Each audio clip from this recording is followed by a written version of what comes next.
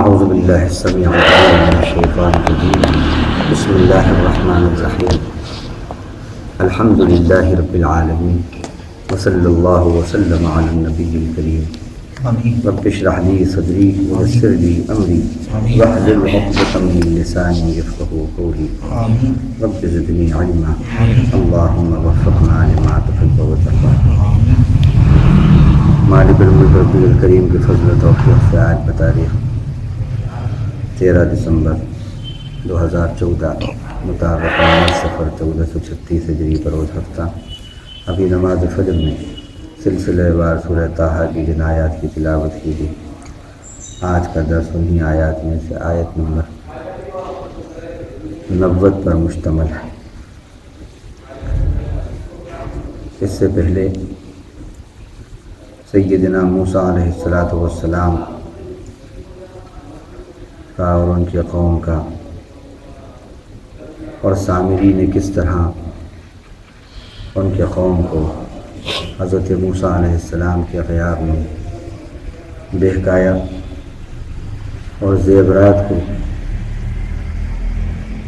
کس طرح پگھلا کر ایک بچھڑا بنایا گیا اور پھر اس کو خدا قرار دے دیا گیا۔ اس پر اللہ کو اللہ نے خبر دی کہ آپ کے غیاب میں آپ کی قوم ایک فتنے میں پڑ چکی ہے، اور وہ فتنہ ہے شرک کا فتنہ۔ شرک بھی ایک فتنہ ہے، اس کو اللہ تعالیٰ نے قرآن میں بھی فتنہ کہا کہ والفتنۃ اشد من القتل، والفتنۃ اشد من القتل۔ شرک کا فتنہ جو ہے یہ قتل سے بھی، قتل و غارت گری سے بھی زیادہ خطرناک ہے، یہ اس سے بھی زیادہ سخت ہے۔ اسی طرح دوسری جگہ بھی شرک و فتنہ کہا کہ وقاتلوہم حتی لا تکون فتنہ ویکون الدین کلہ للہ، اور آپ ان سے مجاہدہ کیجئے، ان سے جہاد کیجئے، ان سے لڑیے، تم ان سے لڑو یہاں تک کہ شرک کا فتنہ باقی نہ رہے۔ حضرت عبداللہ ابن عمر، عبداللہ ابن مسعود وغیرہ رضی اللہ عنہما فرماتے ہیں کہ یہاں فتنے سے مراد فتنہ شرک ہے۔ تو قوم کے اندر اگر شرک ہے یا شرکیہ باتیں ہیں تو یقیناً یہ ایک فتنہ ہے، اور اس فتنے کو دور کرنا اور اس فتنے سے دور رہنا یہ ہر ایمان والے کی ذمہ داری ہے، ہر ایمان والے کی ذمہ داری ہے۔ جتنے انبیاء علیہم السلام کو اللہ تعالیٰ نے دنیا میں بھیجا، سب کو اسی فتنے کو دور کرنے کے لیے بھیجا۔ مقصود اور مطلوب تمام انبیاء کی بعثت کا یہی ہے۔ وَلَقَدْ بَعَثْنَا فِي كُلِّ أُمَّةٍ رَسُولًا أَنِ اعْبُدُوا اللَّهَ وَاجْتَنِبُوا الطَّاغُوتَ۔ ہم نے ہر امت کے اندر ایک رسول کو بھیجا، اور ان سب کا یہی کہنا تھا اور ان سب کا یہی پیغام تھا کہ تم اللہ کی عبادت کرو، اللہ کی بندگی کرو اور شیطان سے بچو۔ یعنی گمراہی پھیلانے والے جو بھی سرغنے ہیں، جو شرک ہے، جو گمراہ امام ہیں، ان سب سے تم بچو۔ تو جتنے انبیاء علیہم السلام آئے سب اسی لیے آئے کہ یہ جو شرک کا فتنہ ہے اس کا ازالہ کیا جائے، اور جہاد کی روح بھی یہی بتائی کہ یہ شرک کا فتنہ جو ہے اس کا ازالہ کیا جائے۔ تو یہ اتنا عظیم الشان کام ہے، یہ اتنا عظیم الشان کام ہے کہ اللہ نے 1,24,000 پیغمبروں کو اس کام کے لیے مبعوث کیا، بھیجا۔ ایک کو نہیں، دو کو نہیں، 100 کو نہیں، ہزاروں پیغمبروں کو بھیجا، اور اتنا عظیم الشان کام ہے کہ اس کے لیے جہاد کو مشروع کیا، جہاد کو اس کام کے لیے مشروع کیا۔ اتنا اہم کام ہے، اور اتنا اہم کام ہے کہ جب بندہ اس کام کو انجام دیتا ہے تو گویا وہ اللہ کا ناصر بنتا ہے، اللہ کا ناصر ہوتا ہے وہ۔ ہاں، یا ایھا الذین آمنوا ان تنصروا اللہ ینصرکم ویثبت اقدامکم۔ اے ایمان والو، اگر تم اللہ کی مدد کرو گے تو اللہ تمہاری مدد کرے گا، اور تمہارے قدموں کو جما دے گا۔ تو اللہ کی مدد بندہ کرے، یہ کیسے ہو سکتا ہے؟ جبکہ اللہ نے تو کہا واللہ خیر الناصرین، اللہ سارے مدد کرنے والوں سے بڑھ کر بہتر مدد کرنے والے ہیں۔ تو معلوم ہوا کہ ایک جگہ ایسی ہے، ایک میدان ایسا ہے جہاں اللہ کو مدد کے لیے بندے کی ضرورت پڑتی ہے۔ مجازی طور پر یہ بات کہہ رہے ہیں کیونکہ اللہ تعالیٰ نے یہ فرمایا۔ وہ میدان کون سا ہے؟ وہ دعوت اللہ کا میدان ہے، یعنی شرک کے فتنے کا ازالہ کرنا۔ یہ اتنا عظیم الشان کام ہے کہ یہاں پر بندہ اللہ کا ناصر بنتا ہے۔ اللہ آسمان سے نہیں اتریں گے خود کہ مجھے پہچانو، میں اللہ ہوں، میں تمہارا رب ہوں، محمد میرے رسول ہیں، آخری پیغمبر ہیں، مجھے مانو، ان کو مانو، آخرت پر ایمان لاؤ، قیامت میرے ہاتھ میں ہے، موت و زندگی میرے ہاتھ میں ہے، تم کو میرے سامنے ایک دن حاضر ہونا ہے۔ اللہ اتر کر بندوں سے اس طرح مخاطب نہیں ہوں گے۔ یہ کام تو یقیناً بندوں کو کرنا ہے، اور بندوں میں سے بھی امت محمد کو یہ کام کرنا ہے۔ تو یہ اتنا عظیم الشان کام ہے اس شرک کے فتنے کے ازالے کا، یعنی دعوت اللہ کا، کہ اس کام پر بندہ اللہ کا ناصر بنتا ہے، اللہ کا مددگار بنتا ہے۔ اور جب بندہ اللہ کا ناصر بنتا ہے تو پھر اللہ بھی بندے کا ناصر بنتا ہے۔ تم ناصر عبد ہو جاؤ، ناصر رب ہو جاؤ، تو پھر اللہ ناصر عبد ہو جائیں گے۔ اتنا عظیم الشان کام ہے، اور اس کام کو چھوڑنے پر وبال آتے ہیں، مصیبتیں آتی ہیں، اور اس کام کو چھوڑنے پر اللہ کی لعنتیں آتی ہیں۔ اس کام کو چھوڑنے پر دنیا کے اندر مصیبتیں، آفتیں آتی ہیں۔ علماء نے لکھا، اور حضرت عبداللہ ابن عباس رضی اللہ عنہ نے اس آیت کی تشریح کے اندر فرمایا کہ یا ایھا الذین آمنوا، اے ایمان والوں،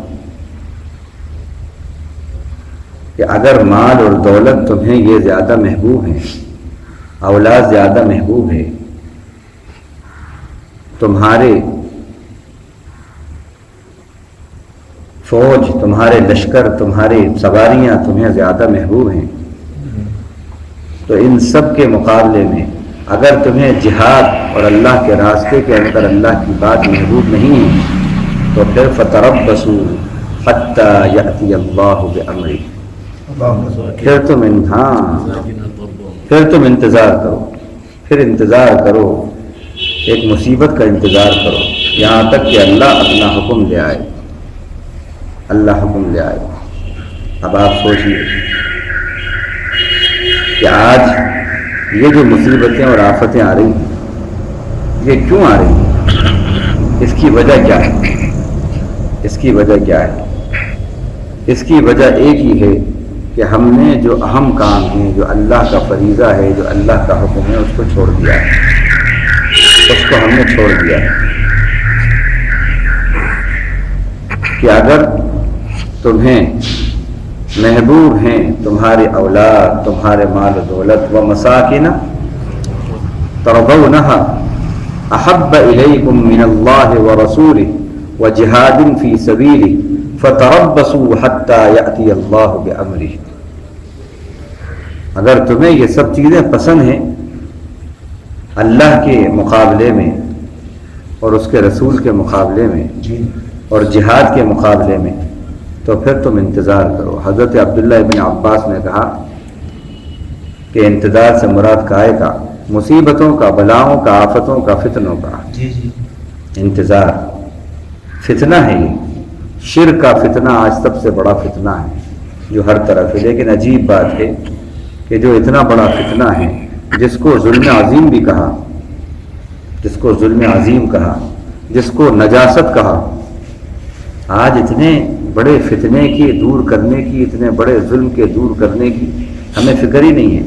ہم چھوٹے چھوٹے فتنوں کی طرف تو متوجہ ہوتے ہیں، چھوٹے چھوٹے ظلموں کی طرف تو متوجہ ہوتے ہیں، ان کے ازالے کے لیے ان کے لیے تنظیمیں بنتی ہیں، کمیٹیاں بنتی ہیں، آرگنائزیشنز بنتے ہیں، لیکن جس کو اللہ تعالیٰ نے ظلم عظیم کہا کہ ان الشرک لظلم عظیم، جس کو اللہ تعالیٰ نے فتنہ کہا، اور جس کے نہ کرنے پر لعنت، ان الذین یکتمون ما انزلنا من البینات والہدی من بعد ما بیناہ للناس فی الکتاب اولئک یلعنہم اللاعنون، جس کے نہ کرنے پر اللہ کی لعنتیں ہوتی ہیں اور جس کے نہ کرنے پر مصیبتیں اور آفتیں آتی ہیں، اس کام کی ہمیں فکر نہیں ہے، جبکہ یہ سب سے بڑا ظلم ہے، یہ نجاست ہے۔ انما المشرکون نجس، مشرک گندے ہیں۔ کس وجہ سے گندے ہیں؟ شرک کی وجہ سے گندے ہیں۔ اللہ ہمیں سمجھ دے، شعور دے کہ ہم اپنے اللہ کی توفیق سے ہم اس فتنے کو سمجھیں اور اس فتنے کے ازالے کے لیے ہم اپنا جان، مال اور آل سے قربانی دیں۔ آمین۔ تو حضرت موسیٰ علیہ السلام کو اللہ تعالیٰ نے فرمایا کہ اے موسیٰ، تم یہاں پر جلدی آ گئے، تمہارے غیاب میں قوم فتنے میں پڑ گئی۔ اب اس کے بعد موسیٰ علیہ السلام آئے اور پھر انہوں نے کہا کہ یہ تم نے کیا کیا؟ میرا زمانہ کوئی زیادہ ابھی پیریڈ نہیں گزرا ہے، ابھی ابھی کی بات ہے، اتنی سی دیر میں تم نے یہ سب کر دیا اور تم شرک میں مبتلا ہو گئے۔ حضرت ہارون علیہ السلام کا اب یہاں سے واقعہ چلتا ہے۔ وَلَقَدْ قَالَ لَهُمْ هَارُونُ مِنْ قَبْلُ يَا قَوْمِ إِنَّمَا فُتِنْتُمْ بِهِ وَإِنَّ رَبَّكُمُ الرَّحْمَنُ فَاتَّبِعُونِي وَأَطِيعُوا أَمْرِي۔ حضرت ہارون علیہ السلام کی یہ وہ نصیحت ہے جو حضرت موسیٰ علیہ السلام کے غیاب میں، جو حضرت موسیٰ نے ان کو اپنا نائب بنایا تھا اور ان کی نیابت میں انہوں نے جو اصلاح کا کام کیا، یہ جملہ اسی کی طرف اشارہ کر رہا ہے کہ وَلَقَدْ قَالَ لَهُمْ هَارُونُ مِنْ قَبْلُ يَا قَوْمِ إِنَّمَا فُتِنْتُمْ بِهِ، اور اس سے پہلے ان سے ہارون نے کہا اے میری قوم انما فتنتم بِهِ۔ دیکھیے یہاں بھی وہی فتنے کا لفظ آیا، بے شک تم فتنے میں پڑ گئے ہو، بِهِ اے بالعجل،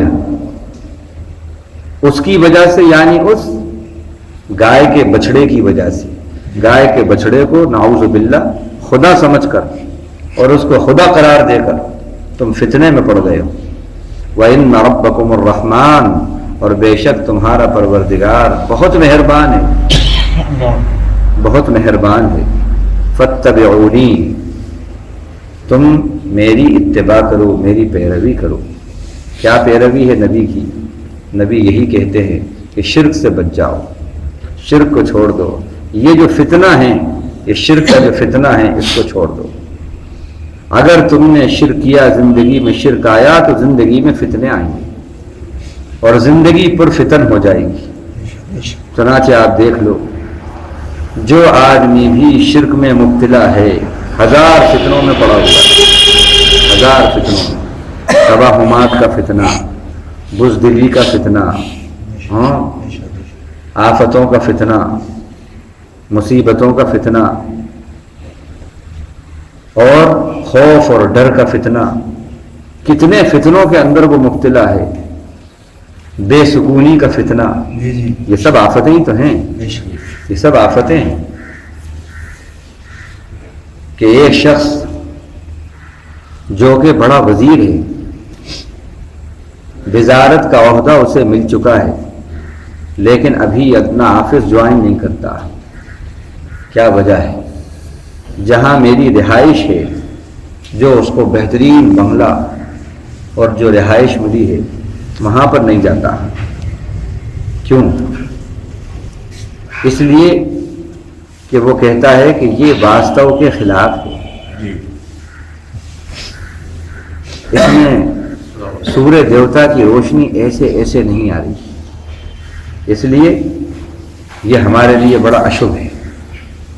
اور معلوم ہوا پھر اس کو توڑواتا ہے، پھر اس کو بنواتا ہے، 2 کروڑ کا خرچہ آتا ہے۔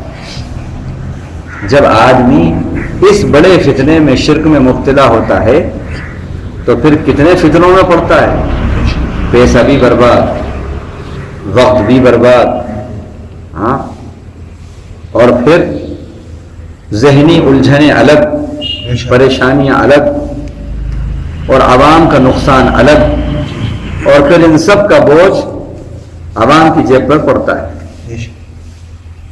اسی طرح ایک خاتون جو بڑی پڑھی لکھی خاتون ہے، مس یونیورس، سب سے پہلے اس کی شادی، پنڈت نے کہا کہ تمہاری شادی سب سے پہلے پیڑ سے ہونا چاہیے۔ اگر شادی پیڑ سے نہیں ہوئی، پہلے شادی ٹری سے، پھر بگ، پھر بی سے، بگ نہیں، پھر بی سے، ہاں ہاں، مس ورلڈ، آپ غور کریں۔ چنانچہ پہلے ان کا پتی دیو جو ہیں وہ درخت بنتے ہیں، پیڑ بنتے ہیں، اور اس کے پھیرے لیتے ہیں، اور پھر اس کے بعد انسان ان کا پتی دیو بنتا ہے۔ First husband tree, second husband B. یہ کیا ہے؟ یہ جو اللہ تعالیٰ نے نبی کی زبانی بات کہی، کیسی بات ہے؟ آپ دیکھیے، نبی کی زبانی بھی وہی بات نہیں کہ شرک فتنہ ہے، جب زندگی میں شرک آئے گا تو پھر آدمی ہزاروں فتنوں میں پڑتا ہے، اور اس میں سے ایک فتنہ یہ توہمات ہے کہ وَلَقَدْ قَالَ لَهُمْ هَارُونُ مِنْ قَبْلُ يَا قَوْمِ إِنَّمَا فُتِنْتُمْ بِهِ، تم اس بچڑے کی وجہ سے، اس گوسالے کی وجہ سے، اے میری قوم، تم فتنوں میں پڑ گئے ہو، تم فتنوں میں پڑ گئے ہو۔ وَإِنَّ رَبَّكُمُ الرَّحْمَنُ، اور بے شک تمہارا پروردگار بہت مہربان ہے۔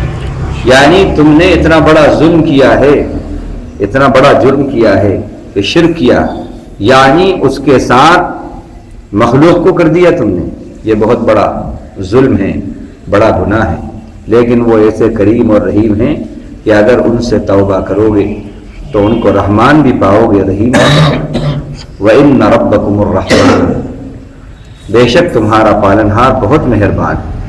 فَاتَّبِعُونِي، میری پیروی کرو، میری بات مانو، میں تم سے کہہ رہا ہوں کہ یہ شرک چھوڑ دو، یہ فتنوں میں مت پڑو۔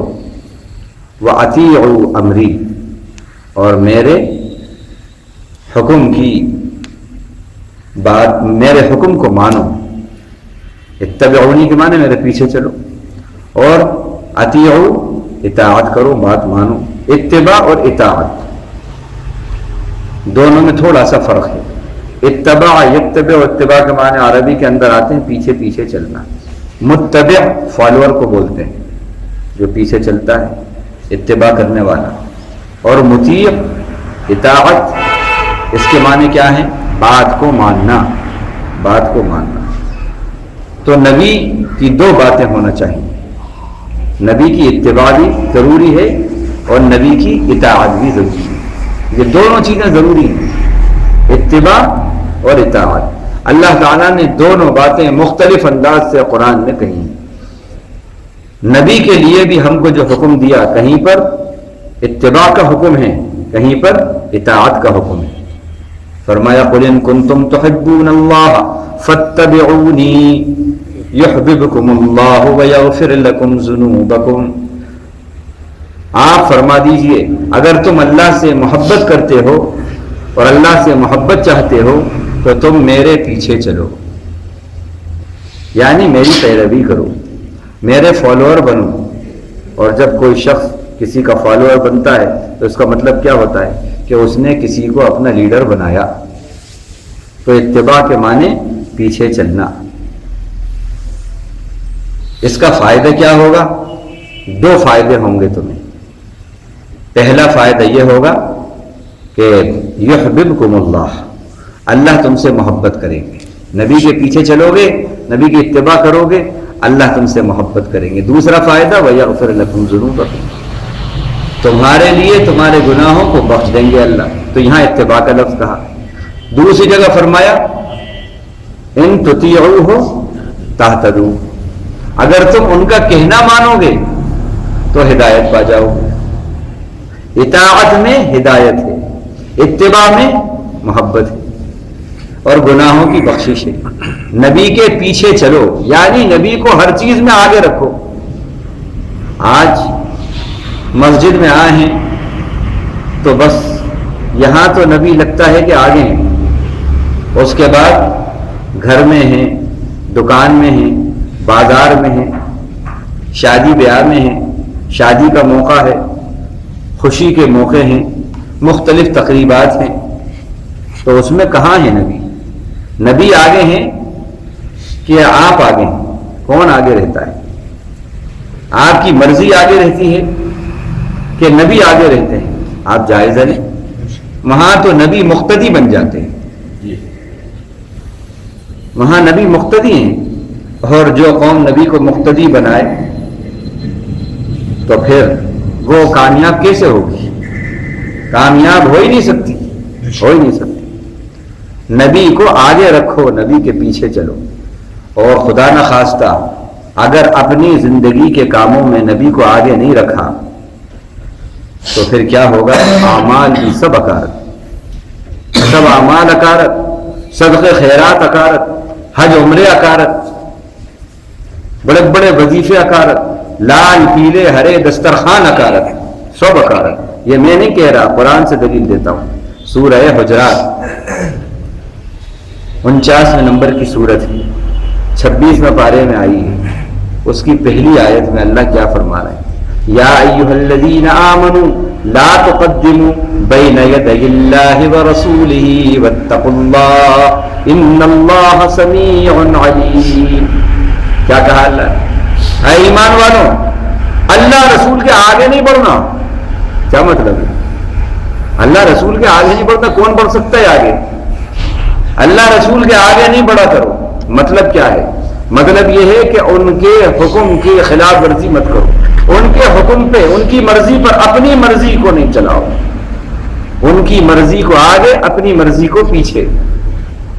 یہ ہے آپ کے ایمان کا, آپ کی محبت کا ٹیسٹ. آپ کی محبت کا ٹیسٹ اگر ہے تو یہاں پر ہے کہ آپ کو رسول سے کتنی محبت ہے, کتنا عشق ہے, اللہ سے کتنی محبت ہے, کتنا عشق ہے. اس کا ٹیسٹ یہاں پر ہے کہ ان کے حکم کے تابع رہو, ان کی مرضی کے تابع رہو. اور اگر تم نے ایسا کیا تو کیا ہوگا؟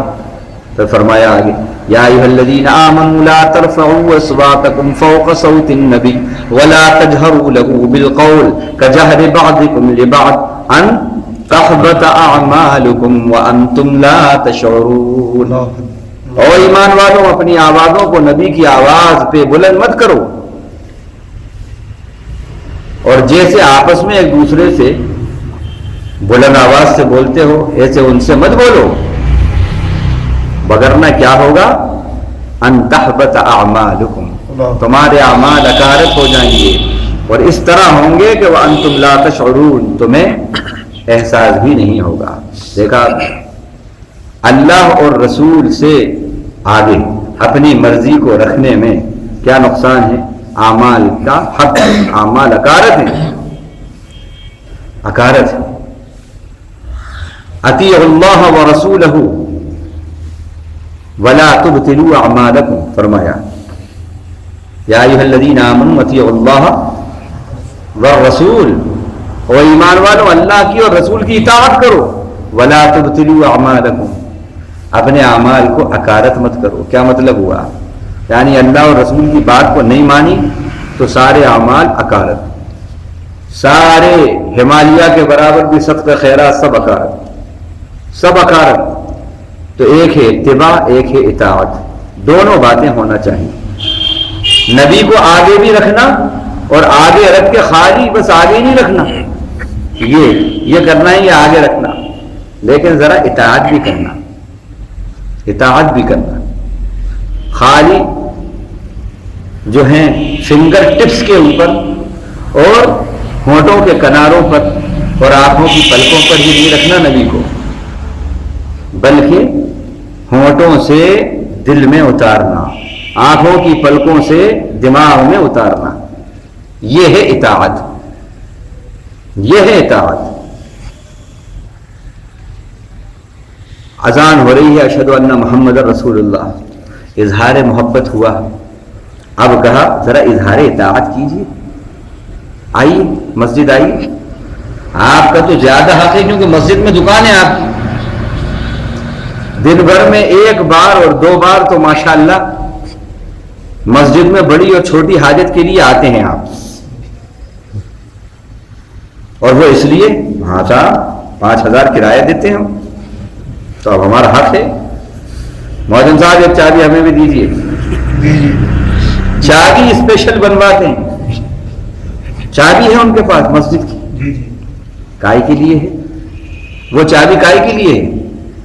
مسجد کھول کر عبادت کرنے کے لیے نہیں ہے, ٹائلٹ کھول کر حاجت پوری کرنے کے لیے. واہ, خدا کی محبتیں آئیں گی اس سے, خدا کا غضب آئے گا. یہ مسجد کا ادب ہے, یہ اللہ کے گھر کا احترام ہے. یہ بالکل صحیح کہہ رہا ہوں, یہ حقیقت بتا رہا ہوں آپ, یہ حقیقت بتا رہا ہوں. مسجد کی چابی بنوا لی ہے, مسجد کی چابیاں ہیں ان کے پاس, لیکن صرف جمعے میں آتے ہیں مسجد میں, مسجد کی ایک دکان میں ہیں. امام 4 مرتبہ 3 مرتبہ ان کے سر کے اوپر کھڑے ہو کر اللہ کی باتیں کرتا ہے, اللہ کو یاد کرتا ہے. مؤذن ان کے سر کے اوپر اللہ کو بلاتا ہے, لیکن اس کے باوجود اس کے لیے نہیں آتے. مسجد کی چابی رفع حاجت کے لیے ہے, مسجد کی چابی عبادت کے لیے نہیں ہے. خدا کا غضب نہیں آئے گا, قہر نہیں آئے گا تو کیا ہوگا؟ یہ مظفر نگر اور شاملی چپ نہیں بن گئے. یہ جو ارتداد ہو رہا ہے گجرات, یہ آگرے کے اندر 57 گھرانے مرتد ہو گئے.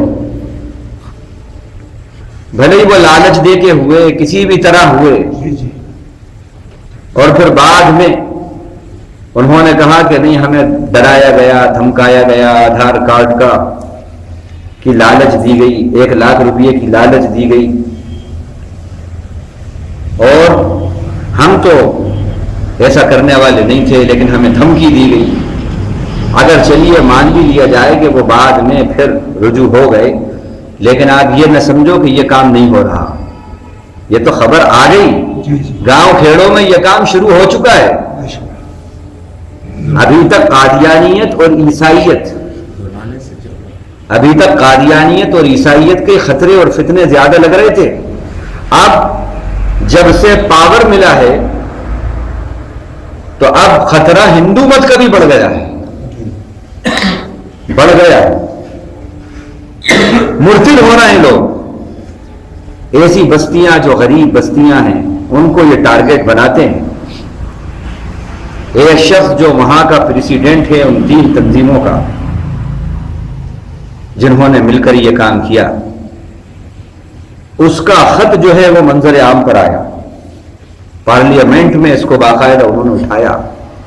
اس کے خط میں وہ لکھتا ہے, چندے کی اپیل کرتا ہے اپنی قوم سے, اور وہ کہتا ہے ایک مسلمان کو ہمیں ہندو بنانے میں 5 لاکھ کا خرچ آتا ہے, اور عیسائی کو ہندو بنانے میں 2 لاکھ کا خرچہ آتا ہے. لہذا ہماری دل کھول کے مدد کرو, ہمارا تعاون کرو. اور ہمارا یہ ٹارگٹ ہے کہ ہم نے اتنے مہینے کے اندر, اتنے سال کے اندر ہم نے یہ ٹارگٹ بنایا ہے کہ فلاں علاقے کے اندر 1 لاکھ لوگوں کو ہم شدھی کریں گے. ان کی شدھی کرن تحریک چلی تھی ایک زمانے میں, اب وہ پھر پلٹ کر آ گئی, اور نام دیا جاتا ہے پرکھوں کے گھر واپسی. پرکھوں کے گھر واپسی یہ نام دیا جا رہا ہے. یہ واقعات سن کر, پڑھ کر, دیکھ کر بھی ہماری آنکھیں نہیں کھل رہی. ہم وہی رنگ رلیوں میں پڑے ہوئے ہیں. تو سمجھ لیجئے یہ ایسا عمل ہے کہ اس پر اللہ کے نبی ہمیں ڈس اون کر رہے ہیں. میں حوالہ دیتا ہوں آپ, صحیح حدیث. کل جمعے کا اسی پر میرا خطاب تھا کہ من لم یہتم بامور المسلمین فلیس منا. جو مسلمانوں کے معاملات کو اہمیت نہ دے وہ ہم میں سے نہیں ہیں. یہ کیا مسلمانوں کا معاملہ نہیں ہے؟ اگر آپ کا سگا بیٹا، آپ کا سگا بھائی، اگر اس کو گڑھا کھود کر اور اس میں آگ جلا کر کوئی آپ کے سامنے ڈالے، آپ خاموش بیٹھتے ہیں؟ برداشت کریں گے آپ؟ تڑپ اٹھیں گے آپ؟ ہمارے بھائیوں کا انما المؤمنون اخوہ، اللہ نے کہا سارے مومن بھائی ہیں. معلوم ہوتا ہے سینکڑوں کی تعداد کے اندر وہ مرتد بن رہے ہیں، ان کو مرتد بنایا جا رہا ہے، اور آپ پھر بھی اپنے وہی رنگ رلیوں کے اندر ہیں، وہی چھوٹے چھوٹے آپ جھگڑوں کے اندر ہیں. الفاتحہ نہ الفاتحہ، کھڑے ہونا بیٹھنا، رفع یدین عدم رفع یدین، انہی جھگڑوں سے آپ کو فرصت نہیں ہے. تو کیا ہے؟ اللہ کے نبی نے فرمایا من لم یہتم بامور المسلمین فلیس منا، جو مسلمانوں کے معاملات کو، ان کے مسائل کو اہمیت نہ دے وہ ہم میں سے نہیں ہے. کیا مطلب ہوا؟ یعنی نبی اس شخص کو ڈسون کر رہے ہیں. تو یہ اتنا بڑا فتنہ ہے، یہ شرک کا فتنہ اتنا بڑا فتنہ ہے. اب پاور ہاتھ میں آیا ہے تو ان کو اس کی پوری فکر ہے اور پوری کوشش ہے ان کی، پتہ نہیں کب رہتا ہے یا جاتا ہے. لہذا جتنے کم وقت میں جتنا ہم کر سکتے ہیں سب کرو. کورس بکس کے اندر تبدیلی کرو جتنا کر سکتے ہیں. میڈیا کا بھرپور استعمال، الیکٹرانک اور پرنٹ میڈیا کو سمجھ گئے ہیں کہ یہ ایسا حربہ ہے کہ ہم اس سے بھرپور یوٹیلائز کر کے ہم 90% اپنا مقصد حاصل کر سکتے ہیں. بھرپور اس کا استعمال بھی ہو رہا ہے، میڈیا کا استعمال بھی ہو رہا ہے، اور باقاعدہ گھر گھر جا کر گاؤں کھیڑوں کے اندر یہ مہم چل رہی ہے. اور پھر بھی ہم خاموش بیٹھے ہیں. ہمارے اندر کوئی تھرل پیدا نہیں ہو رہی. ارے کچھ نہیں کر سکتے تو کم سے کم دعا تو کر سکتے ہو، دعائی شروع کر دو. اے اللہ آپ ہدایت کے فیصلے فرماتے ہیں، اے اللہ ان کو استقامت دے آپ بھائیوں کو، کیونکہ ایمان نہیں ہے ان کے پاس، جہالت ہے، اس جہالت کے سبب ایسا ہو رہا ہے. تو ہم نے کل 4 نکاتی پروگرام ان کو بتایا کہ زندگی کے اندر ہر شخص اپنی زندگی کا 4 پوائنٹ پروگرام بنائے اپنی زندگی میں، اور اس پر قائم رہے. انشاءاللہ فتنوں سے محفوظ رہے گا، فتنوں سے محفوظ رہے گا اور اسلام پھیلے گا، اسلام کی اشاعت ہوگی. پہلا ایریڈیکیشن آف پاورٹی، جہالت کا ازالہ. دوسرا ایریڈیکیشن آف الٹریسی، غربت کا ازالہ. دوسرا جہالت کا ازالہ. اور تیسرا پروپیگیشن آف اسلام، اسلام کی اشاعت. اور چوتھا میکنگ اویئرنیس، بیداری اپنی قوم کے اندر، دین کی بیداری. یہ 4 وجہوں سے ارتداد ہوتا ہے، 4 وجہوں سے نقصان ہوتا ہے. یا تو جہالت ہے، یا غربت ہے، یا دین سے دوری ہے. سمجھتے ہی نہیں ہیں.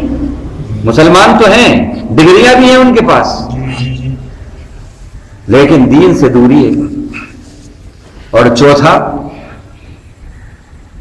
چوتھا ہے اسلام کی دعوت اللہ کا کام نہ کرنا، دعوت اللہ کام نہ کرنا. یہ 4 وجہوں سے یہ بات ہوتی ہے. آپ اگر دعوت دینے والے نہیں بنو گے تو دعوت قبول کرنا پڑے گی. آپ داعی نہیں بنو گے تو مدعو بننا پڑے گا. جو ہم نے، یہ ہم ڈیفینس پوزیشن میں آ گئے. آپ دیکھو ادھر سے کچھ حملہ ہوتا ہے تو پھر اخبار میں مضمون آتا ہے، پھر ہم الرٹ ہوتے ہیں، پھر اس کے بعد اس کی صفائی وضاحتیں پیش کرتے ہیں.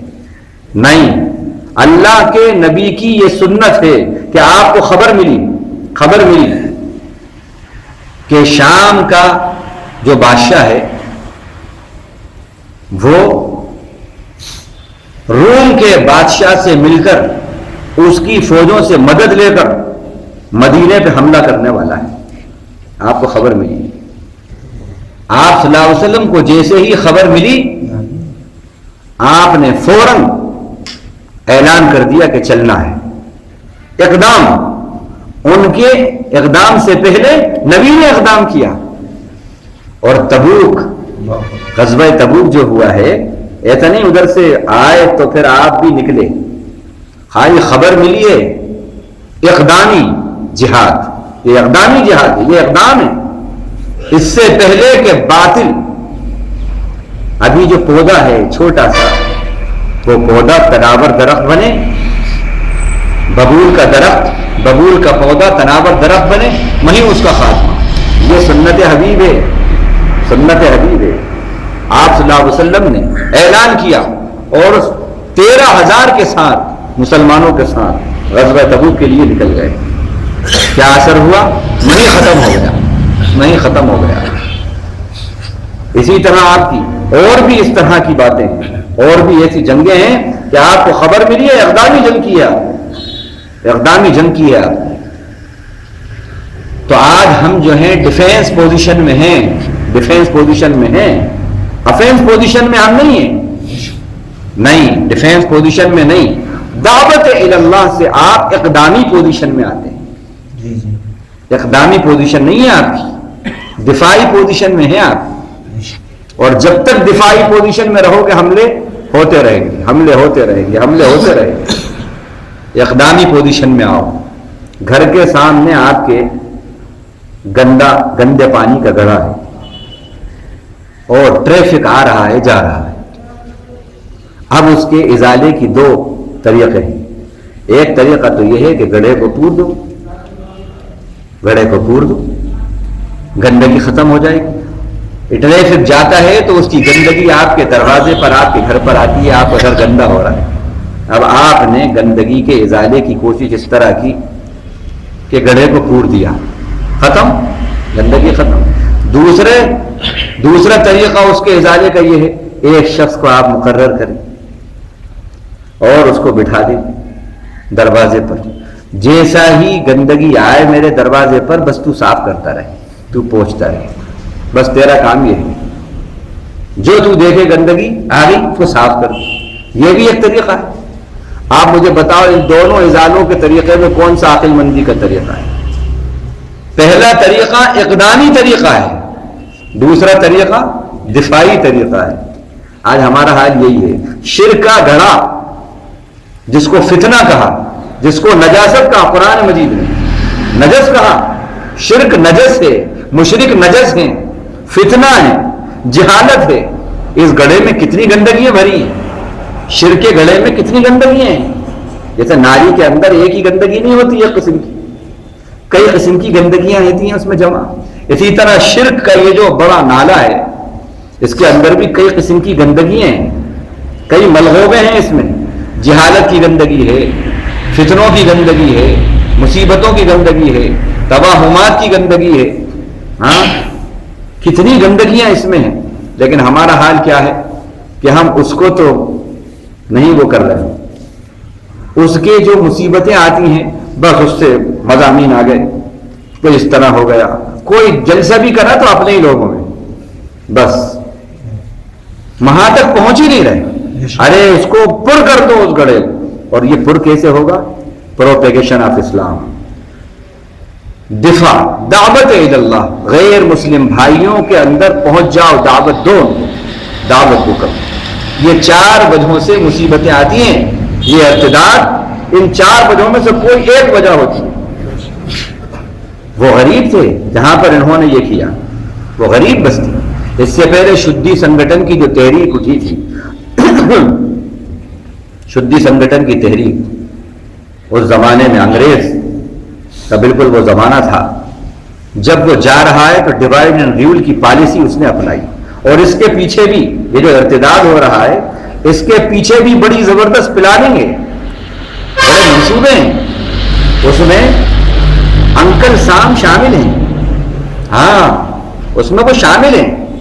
وہاں بھی انہوں نے یہی ترکیب کی، ڈیوائڈ اینڈ رول. تو اس کے لیے کیا کیا؟ ایک شخص کو سوامی سرسوتی دیانند، یہ بڑا سنسکرت کا ماہر تھا، سوامی سرسوتی دیانند، اور سیرت رسول پر تقریریں کرتا تھا. سیرت رسول پر اس کی تقریریں ہوتی تھیں.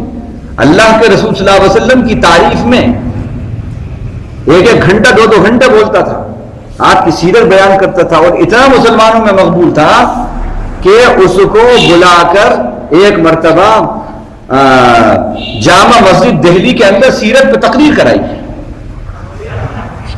آپ غور کرو، اتنا مقبول تھا. اس کو انہوں نے ٹارگیٹ بنایا انکل سامنے جانے سے پہلے کہ ان کو بیج بو کے چلے جاؤ.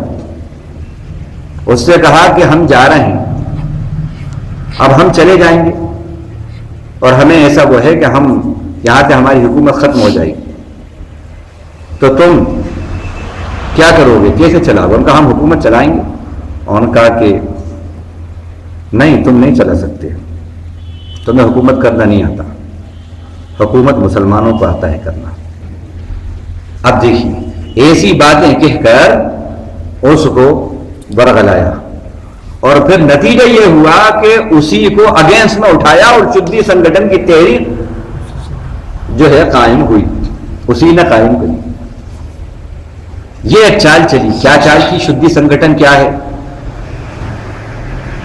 یعنی خالص بنانے کی تنظیم. کائے کا تمہارے پرکھے جو تھے وہ سب کے سب غیر مسلم تھے، ان کا دھرم جو تھا تم وہی سویکار کرو. اگر واقعی تم اپنے پرکھوں کے پوروجوں کے بالکل شدھ سنتان ہو، اگر تم ان کی شدھ سنتان ہو تو اپنے پوروجوں کو فالو کرو. یہ چلایا ہو، سیم وہی چیز دیکھی پھر آئی ہے. پرکھوں کے گھر واپسی، یہ وہی ہے، یہ وہی ہے. نتیجہ کیا ہوا؟ اس کا نتیجہ کیا ہوا؟ اس زمانے میں انہوں نے دیکھا کہ اب ہم اپنے اس منصوبے کو پورا کریں تو کیسے کریں گے؟ ان کا جو جاہل ہیں، جہاں جہالت ہے وہیں پر ہم یہ فارمولہ بہتر طور پر اپنا سکتے ہیں. اس کے لیے انہوں نے سروے کیا. بڑے پلاننگ کے ساتھ ہوتے ہیں یہ کام. آپ کیا سمجھتے ہیں کہ ایسی ہو گئی؟ ایسی ہو گئی. پلاننگ ہوتا ہے پورا. گجرات کا فساد ایسی ہو گیا، 1 منٹ کے اندر سب ہو گیا. اتنا بڑے پلاننگ ہوتے ہیں اس کے پیچھے. انہوں نے سروے کے بعد معلوم ہوا کہ ہندوستان کے اندر یو پی میں ایک علاقہ میوات کا ہے، یہ علاقہ سب سے پچھڑا علاقہ ہے. جو پچھڑے علاقے ہیں، بیکورڈ علاقے ہیں، وہاں پر ہمارا یہ منصوبہ زبردست کامیاب ہوگا. وہی بات جو ہم نے کہا، 4 نکاتی پروگرام: جہالت، ازالہ غربت، اور اشاعت اسلام، اور بیداری کی مہم چلانا. یہ 4 باتیں. ان میں سے ایک بات وہی غربت کی تھی، جہالت کی تھی. جہاں جہالت ہوتی ہے وہاں اکثر غربت ہوتی ہے، اور جہاں غربت ہوتی ہے وہاں اکثر جہالت ہوتی ہے. دیکھ لو آپ یہ دونوں باتیں، اور انہی دونوں کی وجہ سے اکثر فتنے آتے ہیں شرک کے. میں یہ اس لیے کہہ رہا ہوں کہ اللہ کے نبی نے بھی ایسی غربت سے پناہ مانگی ہے کہ جو فتنوں کے اندر کفر میں مبتلا کر دے. آپ نے فرمایا بعض ایسے فقر ہوتے ہیں کہ جو کفر کی طرف لے جاتے ہیں. یہ تو انہوں نے دیکھ لیا کہ ٹارگیٹ وہاں آغاز کرا. انہوں نے اس زمانے کے اندر ایک اللہ والا تھا، تڑپ اٹھے. وہ تڑپ اٹھے، مولانا الیاس رحمۃ اللہ علیہ تڑپ اٹھے اس واقعے کو. ابھی کچھ نہیں ہوا، تبلیغی جماعت یہ وہ کچھ ابھی وجود میں نہیں آئی. یہ دیکھا انہوں نے، نئے جو ہے وہ ابھی فارغ ہو کے آئے تھے، یہ واقعہ دیکھا انہوں نے، تڑپ اٹھے. اور وہ بات ان کو یاد آئی کہ سیدنا ابو بکر صدیق کی زبان سے جو جملہ نکلا ہے، جب مرتد لوگ ہوئے ہیں، کچھ مرتد ہوئے اور خبر ملی ان کو کہ لوگ مرتد ہو گئے، اللہ کے نبی صلی اللہ علیہ وسلم کی وفات کی خبر سنی تو کچھ لوگ مرتد ہو گئے. حضرت سیدنا ابو صدیق کو خبر ملی تو انہوں نے کیا کہا؟ ان کی زبان سے ایک جملہ نکلا، اَيَنْقُصُ الدِّينُ وَأَنَا حَيٌّ، اَيَنْقُصُ الدِّينُ وَأَنَا حَيٌّ، میرے جیتے جی اللہ کا دین مٹ جائے گا، ابو بکر زندہ رہے اور ابو بکر کی زندگی کے اندر میرے بھائی مرتد ہو جائیں، میرے بھائی مرتد ہو جائیں، یہ نہیں ہو سکتا. اس اللہ کے بندے نے کوشش کری. میوات سے آغاز ہوا تبلیغی جماعت کا. تو کیسے انہوں نے کوشش کی؟ ان کا کہ یہ وجہ کیا ہو رہی ہے؟ وجہ ہے غربت اور جہالت. لہذا ان کو ماحول سے کٹ آف کرو. تو 3 دن کے لیے انہوں نے نکالا، پھر 10 دن، پھر 40 دن. اس کے بعد پھر یہ دیکھا کہ جو لوگ ایک 40 دن لگا کے آئے ان کے کریکٹر کے اندر تبدیلی دیکھی. جی جی. ان کو بہت سی چیزیں معلوم ہو گئیں، ان کو بہت سی اچھی باتیں آ گئیں، بری باتیں چھوٹ گئیں. بس اب یہاں سے کلو ملا ان کو. تو میوات کے علاقے کو انہوں نے باطل نے ٹارگٹ بنایا تھا. جب انہوں نے ٹارگٹ بنایا تو الحمدللہ پورا میوات کا علاقہ اتنا پختہ بنا، اتنا پختہ بنا، پوری دنیا میں اللہ تعالیٰ نے وہاں سے کام لیا. پوری دنیا کے اندر وہاں کے میوات کے لوگ پہنچے اور کئی لوگوں کے اسلام میں آنے کا سبب بنے. یہ کام آج ہمیں بھی کرنا ہے. یہ تڑپ ہونا جو سیدنا صدیق کی تڑپ تھی، وہ تڑپ ہونا. اگر یہ تڑپ ہمیں اس واقعے کے بعد بھی نہیں اور ہماری نیند نہیں کھلی اس واقعے کے بعد، تو آپ سمجھ لیجیے پھر اللہ کے نبی ہم سے ناراض ہیں اور کہہ رہے ہیں من لم یهتم بامور المسلمین فلیس منا. جو مسلمانوں کے معاملات کو، ان کے مسائل کو اہمیت نہ دے وہ ہم میں سے نہیں ہے، ڈس آن کر رہے ہیں. تو شرک کا فتنہ یہاں سے بات چلی تھی اور سیدنا ہارون نے بھی وہی بات کہی تھی. وَلَقَدْ قَالَ لَهُمْ هَارُونُ مِنْ قَبْلُ يَا قَوْمِ إِنَّمَا فُتِنْتُمْ بِهِ، اور یقیناً کہا ان سے ہارون نے اے میری قوم، تم کو اس بچڑے کی وجہ سے فتنوں میں ڈال دیا گیا، تم فتنوں میں پڑ گئے ہو. وَإِنَّ رَبَّكُمُ الرَّحْمَنُ، بے شک تمہارا پروردگار بہت مہربان. فَاتَّبِعُونِي وَأَطِیعُوا أَمْرِی، میرے پیچھے چلو، میری بات کو مانو. تو بات یہاں سے چلی تھی. 3 باتیں آج کی آیت میں ملی، میں اسی پر بات ختم ہوتی ہے. پہلی بات یہ ملی کہ شرک کو فتنہ کہا. شرک فتنہ ہے، شرک جہالت ہے، شرک نجاست ہے اور شرک ظلم عظیم ہے. یہ سب قرآن مجید میں باتیں آئی ہیں. اس سے ہمیں بچنا ہے اور اس کے بچنے کی بہترین ترکیب یہ ہے کہ ہم اقدامی پوزیشن میں آئیں اور دفاعی پوزیشن کو ختم کریں. ہم اقدامی پوزیشن میں آ جائیں. باطل کو دفاعی پوزیشن میں آ جائے گا باطل. آپ اقدامی پوزیشن میں آؤ گے، باطل دفاعی پوزیشن میں آئے گا. اور جو اقدامی پوزیشن میں ہوتا ہے وہ مؤثر ہوتا ہے، جو دفاعی پوزیشن میں ہوتا ہے وہ متاثر ہوتا ہے. آپ مؤثر پوزیشن میں آؤ، باطل کو متاثر پوزیشن میں کرو. دوسری بات ہمیں یہ معلوم ہے اتباع ہے نبی کے پیچھے چلنا، اور اطاعت ہے نبی کی بات کو ماننا.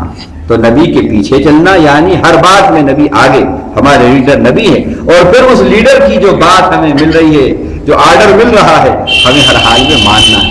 بھلے ہی ہمارا دل چاہے یا نہ چاہے، ہمیں ماننا ہے. نبی کو آگے رکھنا ہے، نبی کی ماننا ہے، شرک کے فتنے اور نجاستوں سے بچنا ہے. یہ خلاصہ ہے آیت نمبر 90 کا سورہ طٰہٰ کی. اللہ تعالیٰ کہنے والے کو بھی اپنے کرم سے، اپنے فضل سے ان تینوں فتنوں سے محفوظ رکھے، اور اللہ آپ کو بھی، ہمیں اور ہماری اولاد کو اللہ شرک کے فتنوں سے اور اس کی آفتوں سے محفوظ رکھے، اور ہمیں دین کی اشاعت کے لیے، دین کی سربلندی کے لیے جن لوگوں کو اللہ نے اپنے محبوب بندوں کو قبول کیا ہے، اللہ اس اپنے محبوب بندوں کی جماعت میں ہم کو، ہماری اولاد اور نسلوں کو بھی قبول فرما لے، شامل فرما لے. وآخر دعوانا الحمدللہ رب العالمین. سبحان اللہ وبحمدہ، سبحانک اللہم وبحمدک، نشہد ان لا الہ الا انت، نستغفرک ونتوب الیک. اللہم اجعلنا من الذین یستمعون القول فیتبعون احسنہ. اللہم اسمعنا منادی الجنة مع الابرار. ربنا آتنا في الدنيا حسنة وفي الآخرة حسنة وقنا عذاب النار. اللهم إنا نسألك الهدى والتقى والعفاف والغنى.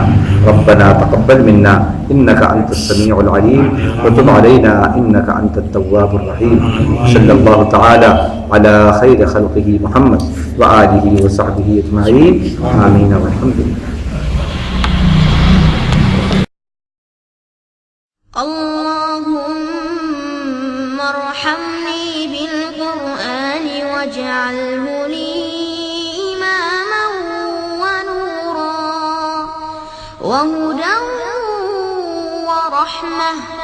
اللهم ذكرني منه ما نسيت وعلمني منه ما جهلت وارزقني تلاوته آناء الليل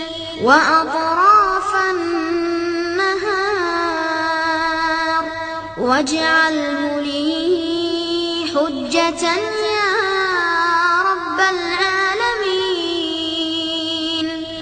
اللهم أصلح لي ديني الذي هو عصمة أمري، وأصلح لي دنياي التي فيها معاشي، وأصلح لي آخرتي التي فيها معادي، واجعل الحياة زيادة لي في كل خير، واجعل الموت راحة لي من كل شر.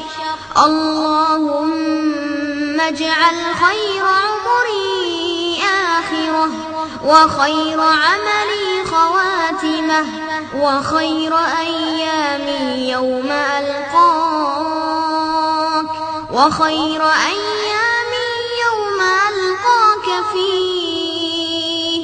اللهم إني أسألك عيشة هنية، وميتة سوية، ومردا غير مخزٍ ولا فاضح. اللهم إني أسألك خير المسألة، وخير الدعاء، وخير النجاح، وخير العلم، وخير العمل، وخير الثواب، وخير الحياة، وخير الممات. وثبتني وثقل موازيني، وحقق إيماني، وارفع درجتي، وتقبل صلاتي، واغفر خطيئاتي. وأسألك العلا من الجنة. اللهم إني أسألك موجبات رحمتك، وعزائم مغفرتك، والسلامة من كل إثم، والغنيمة من كل بر، والفوز بالجنة، والنجاة من النار. اللهم أحسن عاقبتنا في الأمور كلها، وأجرنا من خزي الدنيا وعذاب الآخرة. اللهم اقسم لنا من خشيتك ما تحول به بيننا وبين معصيتك، ومن طاعتك ما تبلغنا بها جنتك، ومن اليقين ما تهون به علينا مصائب الدنيا، ومتعنا بأسماعنا وأبصارنا وقواتنا ما أحييتنا، واجعله الوارث منا، واجعل ثأرنا على من ظلمنا، وانصرنا على من عادانا، ولا تجعل مصيبتنا في ديننا، ولا تجعل الدنيا أكبر همنا، ولا مبلغ علمنا، ولا تسلط علينا من لا يرحمنا. اللهم لا تدع لنا ذنبا إلا غفرته، ولا هما إلا فرجته، ولا دينا إلا قضيته، ولا حاجة من حوائج الدنيا والآخرة إلا قضيتها يا أرحم الراحمين. ربنا آتنا في الدنيا حسنة، وفي الآخرة حسنة، وقنا عذاب النار.